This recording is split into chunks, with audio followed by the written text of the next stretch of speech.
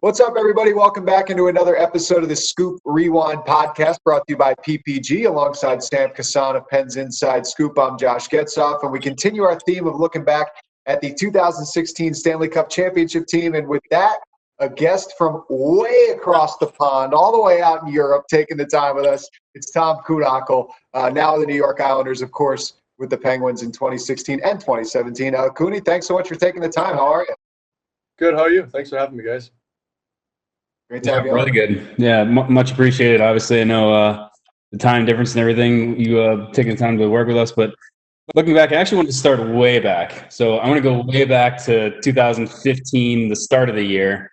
You were in Wilkes-Barre, obviously, with a couple of Wilkes-Barre Scram with a couple of the other guys. And that was when Mike Sullivan became the head coach. That was his first year. I was actually curious, what was your first impression of him then? Because obviously he would become your head coach in Pittsburgh, but you got a taste of Mike Sullivan before the rest of Pittsburgh got a real taste of him in Wilkes-Barre. I wonder what your first thoughts were when he came into the room and took over as head coach.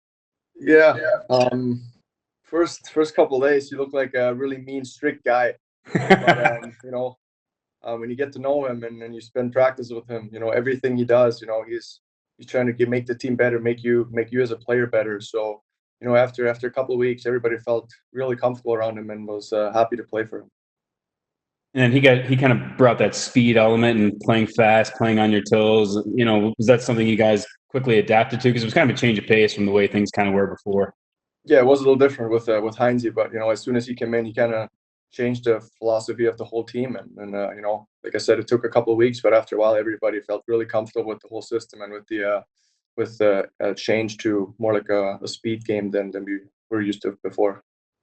You've had the opportunity now to go into another organization in the Islanders, but obviously grew up in the Penguins organization. What was it like when you look back at the fact that so many of those guys that you played in Wilkes-Barre with, got recalled with that year in 15, 16, ended up becoming such key pieces, not just in that moment, but in the present day also too with them? Yeah, I mean, it's crazy. If you think back, whenever I got my first call up, I think a couple other guys were already had the chance before me and were up there and made an impact. And whenever I got that call and I got to go and fly to Montreal and meet the team there and play my first game there, it was it was surreal. I couldn't really believe it. And like you said, there were so many from guys from Wilkes-Barre up there. They made me feel comfortable. It was good that I knew a couple of guys already, so obviously that helped a lot during that time up there. And I remember, obviously, I want to walk you through that first game, that first call-up experience too, because there was a point in your career going way back when you were down in the ECHL. I remember talking to you, and you mentioned a guy, Billy Guerin, really helping you kind of develop. And we talked about there was a point where you thought you may never make it to the NHL, and now you're a veteran and a KG veteran who's been here for many years and well established. But so it's kind of crazy to think back to that time that there was some doubt. So what was it like finally going all the way and making that trek and getting to the NHL and finally getting a taste? Yeah, I had to really change my game around when they drafted me and I played in Windsor and Niagara. I was more like an offensive guy. It's hard to believe, but I actually had a year where I scored 40 goals and that those hands, silky smooth hands. Yeah. So that made me obviously a successful player, and whenever they signed me, they probably expected the same thing. But there's so many talented players in the league that can put up numbers, that can put up goals, and be a factor offensively. And when I got hurt my first year, and obviously it was frustrating. I couldn't really play, and I had my shoulder surgery, and I think it was a good time that I got sent down and just get my confidence back and play there. And that's when Billy G said, if you want to make it, you kind of have to switch your game around, be like one of those dirty players that wants to do the dirty work, wants to be a penalty killer, wants to block shots, wants to be a grinder and those kind of things. So it obviously took me a little bit of time to adjust my game, but having Clark Donatelli there as a coach and Billy G always there watching games, because obviously Wheeling is not far from Pittsburgh. Those two guys helped me out a lot during my transition. Was there you mentioned Billy G, you mentioned Clark. I feel like that takes a little bit more of a mindset too, also to embrace what you said you just did, to understand that you're not going to be a 40-goal scorer if you're going to go to the NHL. I mean, how long of a process is that for you to kind of process that internally and realize, okay, here are the changes I have to make in my game? And what did you feel like you had to do specifically to climb the ladder in Pittsburgh? I obviously needed to work a lot on my, game in my own end, playing defensively, being reliable defensively, knowing what to do at both sides of the blue line. Because, back in the days in junior, I didn't really skate all the way back to my zone. I was just waiting in neutral zone, waiting for that pass, for that breakaway. So, that was probably the biggest adjustment for me. And switching from a power play guy to a penalty killing guy, where it helps a little bit because you kind of have an idea what they're going to do, what plays they're going to try to make. But at the same time, when you're in the shot lane, the puck better not get through, because that might be the puck that could win or lose you a game. So those were the things that I really had to adjust to. But it almost took me a full season in the East Coast, and then another half to a 3/4 year in the AHL as well. It's crazy to think that, because now I just synonymously think you as a strong defensive player, so good at both ends of the ice. It's crazy to think that you had to adapt to kind of be that the gritty guy. I mean, how many times have you blocked a shot, gotten hurt, gone to the bench, then come back like a minute later and blocked another shot and gotten hurt? I mean, that's like the image burned in my brain of your style. That was the little things I had to do when I was in Pittsburgh. Whenever we had a 5-on-3, 4-on-3, whatever it was, and it was me, Bonino, and Colsey out there. Us three, we wanted to make sure no pucks are going to get through, and whenever one did get through, we still had Murray or Flower back there to bail us out. And I want to talk about one game in particular during that run into the playoffs, because there's three games that always stand out in my mind when you guys really turn things around. One's the New Year's Eve game against Detroit when you came back. The other is early March against the Rangers, whenever you beat Lundqvist 3 goals in the span of 2.5 minutes when he flipped the net over. Everyone remembers that. But there's also a game where you were the big star in against the Capitals mid-March. So I don't know if you recall, it was the Penguins hosted Washington. And in that game, you had a goal, 2 assists, and a fight. And the Penguins won the game 6-2. Braden Holtby, who would end up winning 48 games that year, also won the Vezina as the best goaltender, ended up getting pulled and sat on the bench. But you had a huge impact on that game. Do you remember that game? Was that the game where Rusty got hit in the corner at the end of the game? Yep. Yeah, I remember that. So you do remember? I do, yeah. What do you remember about the game, and do you feel like that was one of the turning points too for the team as well? I gotta ask, was that the game where I made that spinner on the pass to Rusty? Yep. It was, yeah. So I actually do remember that game, because those are the little things. I didn't have that many points or goals. Those are the ones I obviously remember. And was that the game I played with Rusty and Cully, I think? And we all three scored one. That I can't remember. Cully did definitely score one, because it trickled down Holtby's back, and we're popped up and hit him in the back and rolled down. I can't remember if he scored one, but yeah, definitely you and Cully scored one. Yeah. Obviously playing Washington was always a huge rivalry, and whenever you as a grinder and can contribute offensively too, that's obviously really special. And I kind of wish I actually had a real fight there at the end to get the Gordie Howe, but no, it was a great game, not just for me, for the whole team. Whenever you beat Washington, it was a special feeling. Actually, my favorite story from that too is because you get in the fight late in the game, so they throw you out for the 5 minutes, obviously, for fighting. You keep your gear off, and then they made you the #1 star. So do you remember that? You had all your equipment off, and I remember you hurrying, trying to put all your stuff back on, trying to grab your jersey to get it back on so you could do the first star twirl on the ice in the post-game interview. But I remember you were de-dressing, thinking that your night was over. And I already had my shoulder pads and my elbow pads off, but they wanted me to throw on my jersey again just to go back out there, so I did that. Is that the only Gordie Howe hat trick you had in your career so far? I don't think I'm going to add any more to that. Fair enough. Hey, one other thing I wanted to ask you about, I was just looking it up today before we talked, and then we can kind of jump into the playoff stuff, but way before the Washington game, you scored your first NHL goal. Do you remember it? Just how much of a beauty it was? I mean, a little backhand sauce on the shorthanded break? Yeah, it was on Bishop. Yep. And the bad thing was it was a 2-on-0 too, kind of. I think it was me and Portsy kind of on a 2-on-0 shorthanded, and it was. I don't know, for some reason I decided to take it to the net, and it was just great. What a there.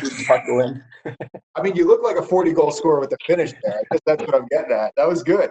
that was a nice goal, yeah. Right. I mean, 2-0 and you don't even pass, man. Yeah, I know. Portsy gave it to me for a while after that. Because I think it was that year where he got hurt too and missed the rest of the season. I know he missed the rest of the season. Was the same game? So he was not happy because he was like, "Yeah, you could have given me that goal." It can help with contract negotiation, you know. Yeah. Oh, that's good. Well, let's roll into the playoffs for 2016. Obviously, as Sam mentioned, you guys had a couple moments where it seemed like you guys were picking up steam. I know, just looking back at the results, 15-5 as a team in your last 20 games in the season. So your team was that proverbial team no one wanted to play, a hot team coming into the postseason, but you still had to kind of slay the demon that was the New York Rangers in the first round. They beat you the previous 2 years. I know you weren't a part of that.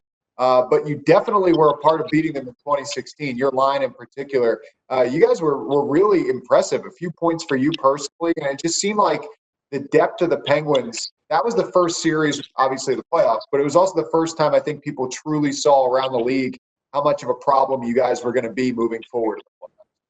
Yeah, I mean, obviously you didn't want to play the Rangers at that time. You know, they had a really good team. They had tremendous goaltending, and you know, we had a lot of young kids on our team that played their first NHL game. So you know, there were a lot of nerves in there. And I think it was game 1 too where Zakov was in net, right? Yep. Because Mr. Game 1, yeah. Yeah, Mr. Game 1. That's right. That's right. He earned that nickname. Well, he gave the nickname to himself, so yeah. No, I mean, like I said, we had a lot of young kids that were probably nervous, but you know, as soon as you get that first shift out of the way, you throw the body around, get involved, and you're right back into game mode. And I think that game 1, I think I had a 2-on-1 with Bones shorthanded too, and I scored, if I'm not mistaken. You had a goal, yeah. That just makes you feel so much better about yourself, about the team. You know, gives you confidence. You know, and building off that game 1, it was just a tremendous feeling for everyone, I'm sure. Then you get Washington, one of the craziest series that I can recall. Particularly let's look at the game 6. You talked about you doing the penalty kill, particularly the 5-on-3 stuff. And in this situation, you get 3 straight delay games. First of all, have you ever been in a game where there were 3 delay games in one game, let alone back to back to back? No, never have I ever seen that, and I don't think you'll ever see that. I feel like you have to try to do that again. It would still be hard. I don't even think you could do it if you tried. I mean, you almost have to stand in awe of Ian Cole, because he flipped the puck from his own zone over the opposing net at the other end. So, I mean, it was almost pretty impressive the way he did it, actually. You can't even be mad at style. that. Like, if you take a delay of game penalty like that, you can't even be mad at that. You just don't expect anyone to do that, you know? Right. So give us some of the mindset, because obviously you're out there, you're on the 5-on-3, and then the 5-on-4 as things kind of progress. Like, you've got a 1-goal lead. It's game 6, so you're looking to eliminate and move on. You got a 1-goal lead. You're trying to hang on. What's the mindset of the penalty killers when you're going out there for that shift? And as you see this, another penalty, what's the feeling on the bench or even on the ice for you guys? Well, obviously you do a lot of pre-scouting on, you know, kind of preferred plays they're going to run, and you know, you're just trying to take those away as good as you can. But you know, at one point they obviously have a really good power play, and you know, never know exactly what you're going to expect. But like I said, whenever you're out there, you just got to make sure you're in the shot lane as good as you can, and make yourself as big as you can, and trying to eat that shot. And you know, whenever you get a chance, get it all the way down, and you know, get a change, keep everybody fresh out there. Because like I said, if you get hit once or twice, you know, you're kind of hurting. So you just got to make sure you stay fresh out there. And what's the feeling in the locker room? Because they did get 1, which actually is a pretty good job by you guys, giving up only 1. So they did get the game time, but then you go in the locker room, and at that point you guys had a 3-0 lead in the game, and Washington come all the way back to tie it. Did you guys still have that confidence? I think that goal did even go off me, didn't it? The Carlson goal? Wasn't that backdoor play? That was the second goal. The first one, or the third one, was Carlson from the circle. Yeah. Okay. Yeah. See. Yeah. We're testing your memory here. You remember when you're out there and you should have done something different or whatever. But at that moment, there's nothing you can change about it. You know, whatever happened. But I don't think we ever fatigued or had a bad feeling about our game or anything in the locker room. You know, we were always positive. We always stuck together, and especially in the playoffs, good things are going to happen, bad things are going to happen, but always got to believe in yourself and just play as a team, and that's what we did, and for the entire playoffs, and it all worked out at the end. Funny too, because I talked to a few of your teammates, or from that team, Connor Sherry, Matt Murray, and Brian Rust, who obviously you came up with, and Wilkes. And I was asking them about the "just play" mantra, which you just said right there from Mike Sullivan, and they said that obviously it became part of your team's slogan, but also they felt like a lot of times when Sully didn't know what to say, he'd just start yelling "just play" and walking around. Was that one of those moments? True. That is so true. Yeah. Whenever there was a game where we didn't have a good start or whatever, that's just like at one point you just don't know what to say anymore as a coach. And Sully, he just, he got loud on the bench sometimes. And, if he didn't know what to say or, if we didn't listen or whatever, he would just go all out and just, yell it as loud as he could. And we would all get it. And it would kind of put a smile on your face and get your focus back. But, it worked for most of the time. It seemed like you guys were a really tight group and a loose group too, particularly going into that playoffs, because Penguins teams before that had kind of, it seemed like they felt the pressure of having to win or needing to win. But then by the time that 15-16 team rolled around, especially going through the playoffs, it seems like you guys were just out there having fun and enjoying each other as a group. And I don't know if that was because you guys all kind of coalesced at the same time, or for you young guys, you kind of came up together and were enjoying the ride together. What do you think it was that made you guys bond so well? Like you said, whenever you're a young kid and you come into the NHL and you get to play in the playoffs with such a great team and such great players, you're just trying to enjoy every moment of it. But, you got to know for yourself whenever there's time to have fun and whenever there's time for business. And I think, the whole team, everybody did a good job of reminding each other whenever someone was too high or too low or, it was too much fun or whatever. But, we just stuck together and everybody had each other's backs. And, I think that's what made us successful for those years. I think it's interesting when you look at your guys' perspective coming in and joining that group, but how much do you think that your, perspective, for lack of a better word, or your enthusiasm as a younger group of guys coming into that room may have helped that department? I know it's hard to comment when you weren't there before, but do you feel like guys kind of embraced the fact that there were these younger kids coming in that, maybe brought that energy with them? I don't know. I think you're asking the wrong guy at that point. For me, I was just super excited to be on that team, be around those great players, and get the opportunity to play in the NHL. But that has to wear off on veterans. I feel like that energy has to have a good impact. I think Matt Cullen would be the right person to ask. I think he's experienced a lot. He's done a lot throughout his entire career, so I think he would be the right person to ask to if we had an impact in that or not. Well, I think you kind of just answered it. You just said how excited you were to be there and how juiced you were. And I think that energy definitely was a huge factor. But especially for me, like you said, when I played in the East Coast and you're super close of just, quitting and going back home to Europe somewhere and play there and, working your way all the way up to the NHL and getting that call up, which could end any minute. It could send you back down. And, the longer I stayed there, the more comfortable I felt. And, obviously playing in the playoffs, then it was just a dream come true, and that whole year was just something I'll never forget for the rest of my life. You mentioned Matt Cullen. I mean, he's a guy that I know I've talked to you many times. That he helped you along the way, giving you some of the finer points and just being that kind of veteran presence. What was the impact he had on your career, and including that season, especially when you got up there as a young kid? Yeah, like I said, I mean, playing with Cully and Fairzy, those are two veteran guys.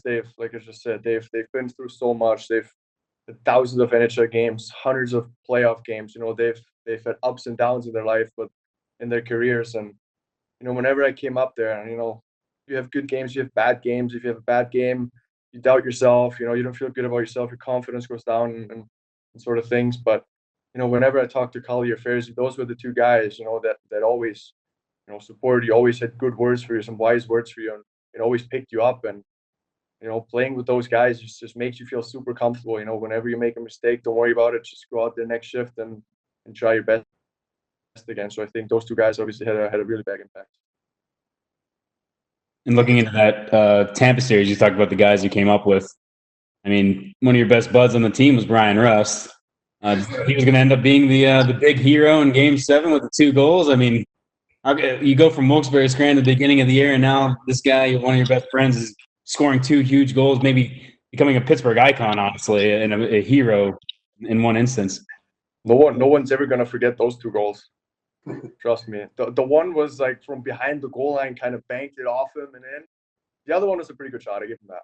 Yeah, I still to this day don't know how the second one went in.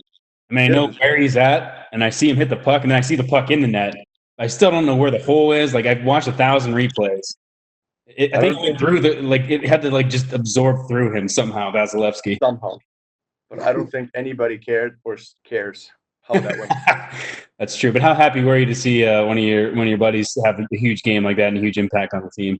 Oh, it was incredible. I mean, he was the guy who drove me to Pittsburgh. Actually, when I got the call up, I drove with him, and spending a lot of time at the hotel with him. Obviously, get to know him pretty well.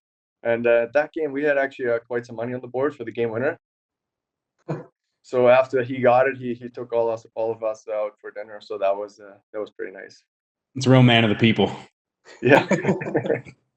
That's awesome. That series also too, though, Cooney, that was the first time you guys faced elimination, having to go into Tampa with Game 6 and then back and win Game 7.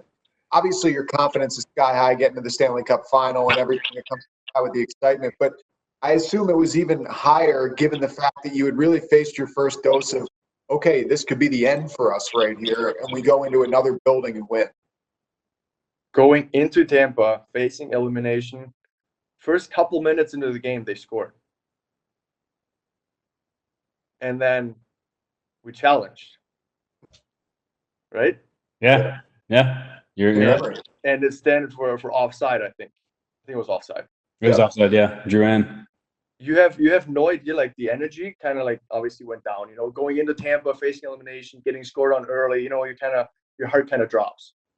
But whenever we challenged it and the goal didn't count, I feel like, my energy just, went up. Everybody felt great. This was our break, pick it up, boys. This is something we needed.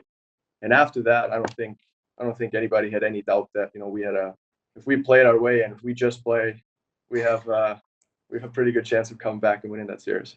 Well, it's funny you say that because I remember watching the video of Sullivan on the bench while they were reviewing.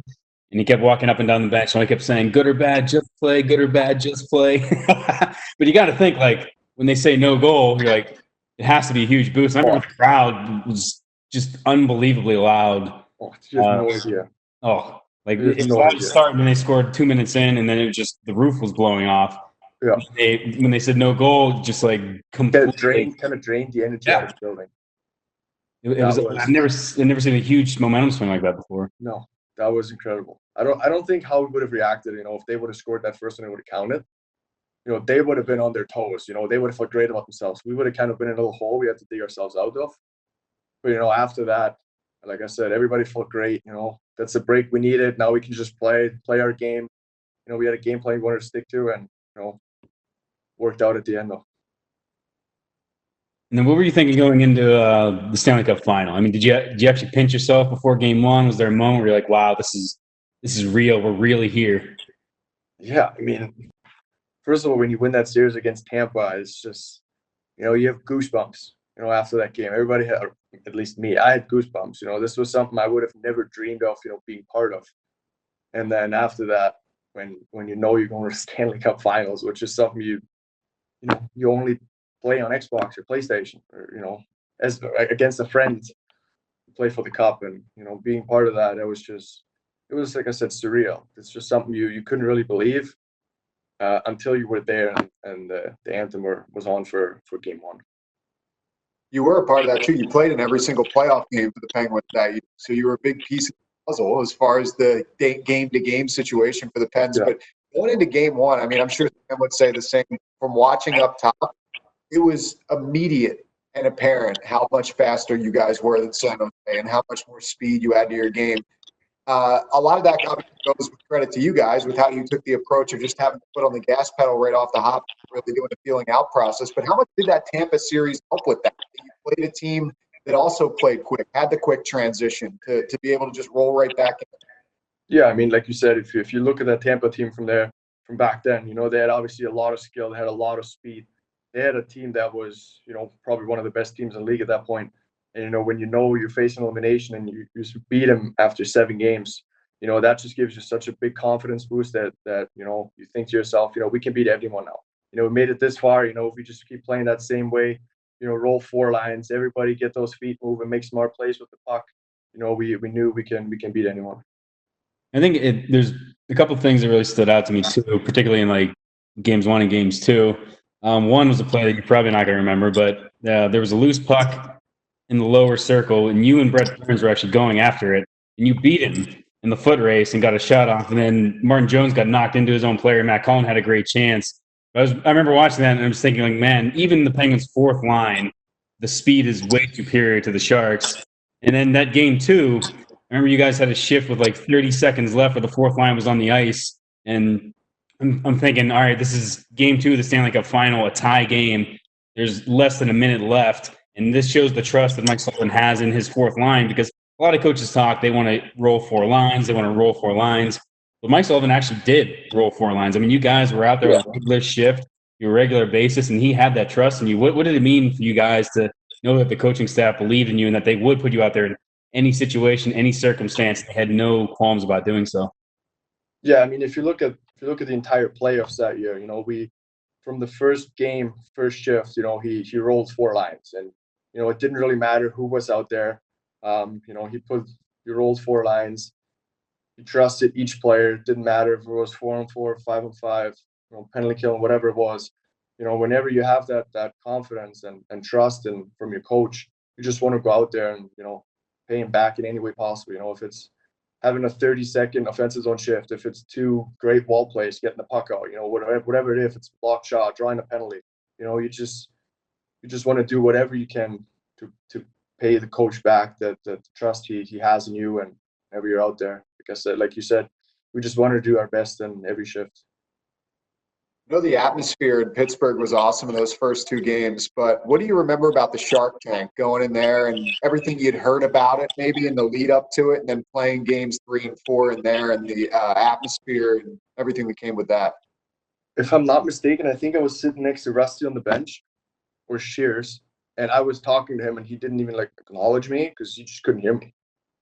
It was just so loud, you couldn't hear your own words. The building was just, the roof was about to fall off. Stanley Cup Finals. Everybody was in it. They knew they had to bring their A game. To win those 2 games, and like I said, the atmosphere in the playoffs is just a whole nother story if you compare that to a regular season.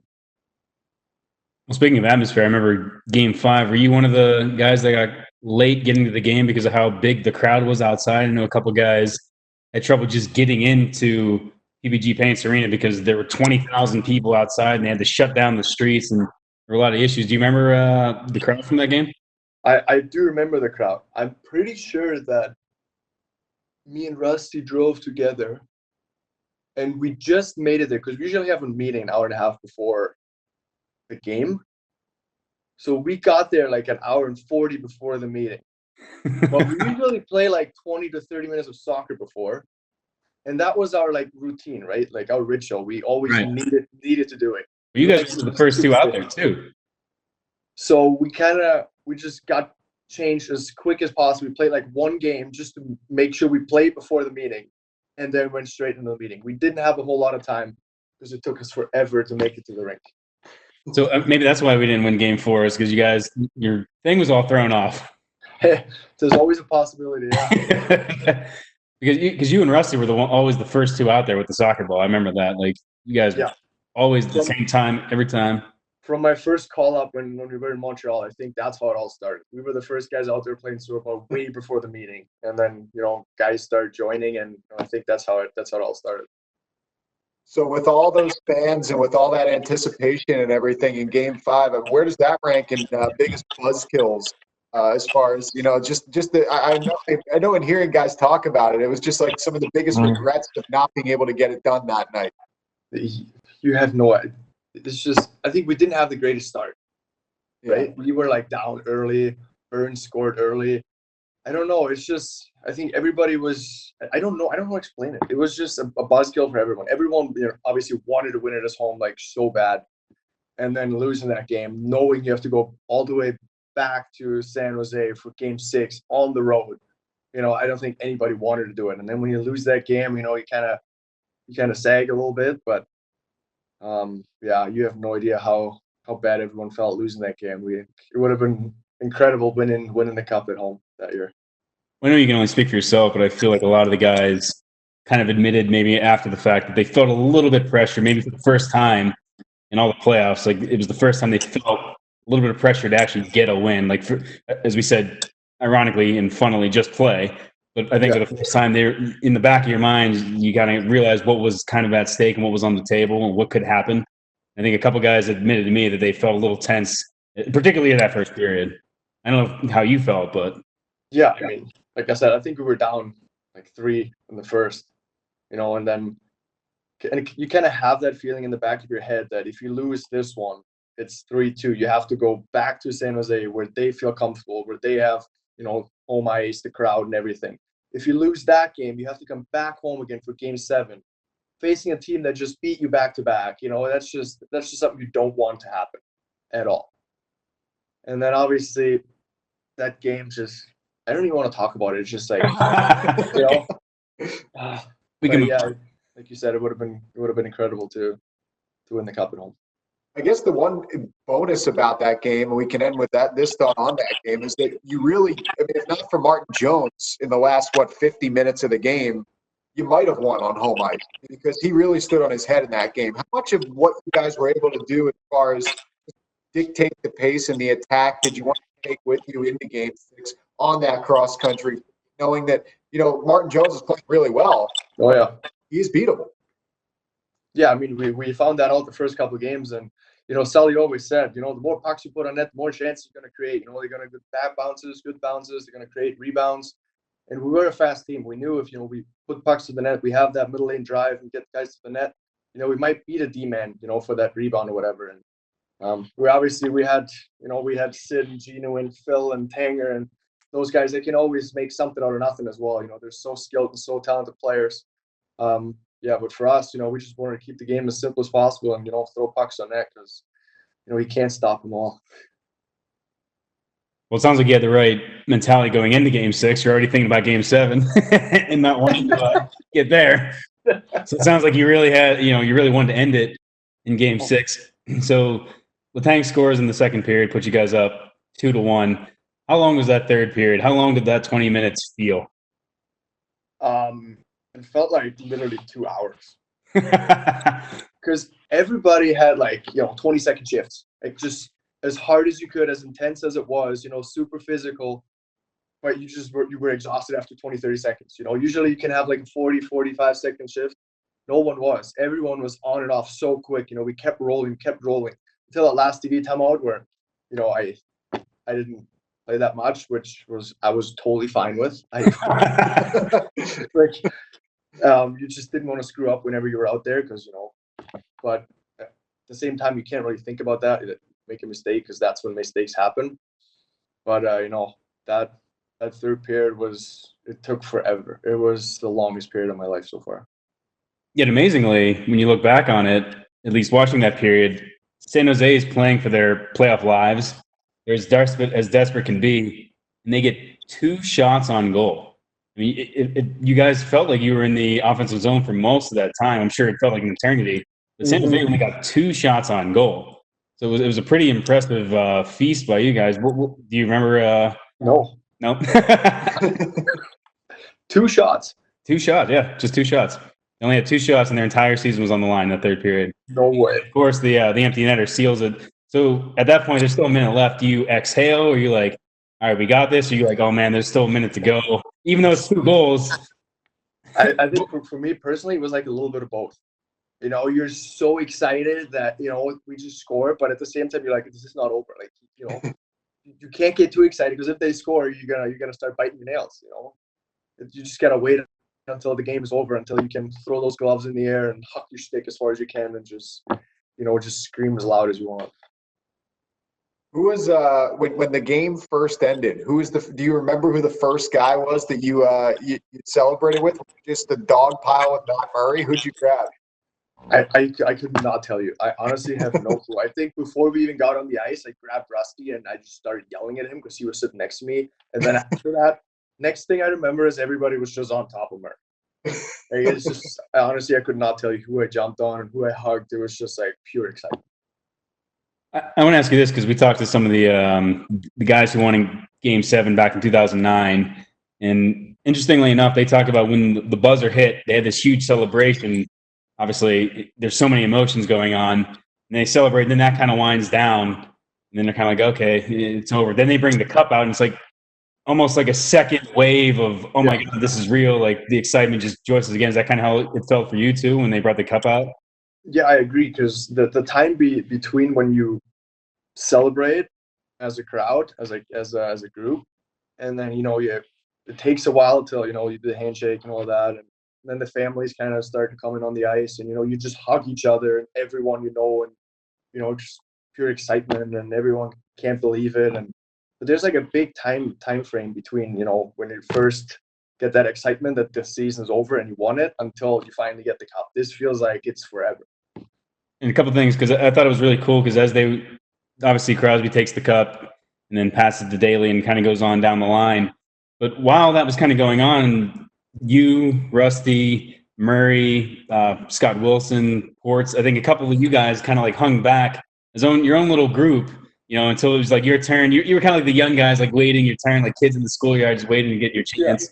Yeah. But you had to have some crazy thoughts going through your mind when you're in that small group that began the year in northeastern Pennsylvania and end the year by raising the Stanley Cup. Do you recall that? And also, do you remember who gave you the cup and who you passed it to? Pooley? Who was it? Pooley? Oh, yeah. Was it? Yeah. Okay. I think either I passed it to him or he gave it. I'm not 100% sure. But yeah, like you said, we were kind of just waiting there for someone to give it to us, and then it was kind of going through all of us young guys. But we didn't want to like seem too excited and like sprint forward, be like one of the first ones to grab it. You know what I mean? You're respectful. So we were kind of like shy in the background, just waiting for someone to grab it, and then as soon as one of us had it, we all had it within a minute. Awesome. What was it like being with your family? Obviously, everyone coming on the ice and joining you for that moment. Yeah, the best part was that my parents could actually make it and fly from Germany to Pittsburgh, where they were there for Game 5, but we decided no, let's fly to San Jose one more time. And then my parents were able to fly to San Jose and were there when we won it, and the feeling, taking that picture and raising it with your family, it was just like the pictures everywhere. Like there's literally the pictures next to me. Hold up, let's see the picture. Like, we're nice. Oh, Big Eric. Like it's literally next to me. It's in my house in New York. It's everywhere. My sister has it at home. It's just wherever I go, I have that memory. Something I'll never forget ever. How proud was your dad of you in that moment? Yeah, he was pretty proud. I mean, obviously, the year after, he was even more proud when we somehow did it again. But obviously, my dad was a tremendous player as well, and there's a lot of things I learned over the years from my dad, and I'm just proud to have him as a father. You must have been extra proud when you got to bring the cup to Germany. I know you guys had a good time back there. What was that experience like when you got your day with the cup, to celebrate with family and friends back? That first year when we won it, we did a lot of like public things. We had like a stage where you could take a picture with it and autographs and all those kind of things. And I took pictures with all of my hockey teams from my hometown. Like from under 5s till nice, all those like age groups, and with all the coaches and everything. And then I went to a couple of dealerships and took a couple of pictures there. It was great, but it was just like such a long day where I had a lot of things planned for public that I didn't really have a lot of time to spend with my family and friends, which was obviously a little sad. But then the year after that, when I was lucky enough and fortunate enough to bring it back to Germany again, I didn't do a whole lot of public things. It was more like private with my family and friends, and we had a great little party that day. So it had to be nice. Then I know the first time you didn't get to spend as much time with your family, but to share with an entire country. I mean, how many people get to share this experience with an entire country, really? And I feel like the entire country was behind you on that. I think they even were, because I think it was the first time the cup was in Germany, like in public, where you could take a picture with it and those kind of things. So people from all over Germany, all over Austria, Switzerland, Czech Republic, like all those countries, they came and wanted a picture, and it was incredible. Well, it's been incredible getting to hear the stories from you, Tom. Thanks so much for taking the time. We definitely hope you're doing well, family's doing well back out there, and We wish you well, except for the next time you play against the Penguins on the ice. So we kind of can leave it at that, if that's okay with you. That was great. Thanks for having me, guys. I appreciate it. Yeah, thanks. We really appreciate it, Cooney. No problem at all. All right, there he is, Tom Kuhnhackl, 2016 Stanley Cup champion and 2017 Stanley Cup champion with the Pittsburgh Penguins. Kind enough to take some time with us to go down memory lane. I want to take a moment, also thank Kimber Auerbach from the New York Islanders PR department for setting up this interview with Tom for us. Much appreciated, and we enjoyed the conversation. For Sam Kasan and Tom Kuhnhackl, I'm Josh Getzoff. Thanks as always for tuning in to the Scoop Rewind brought to you by PPG. We'll catch you next time.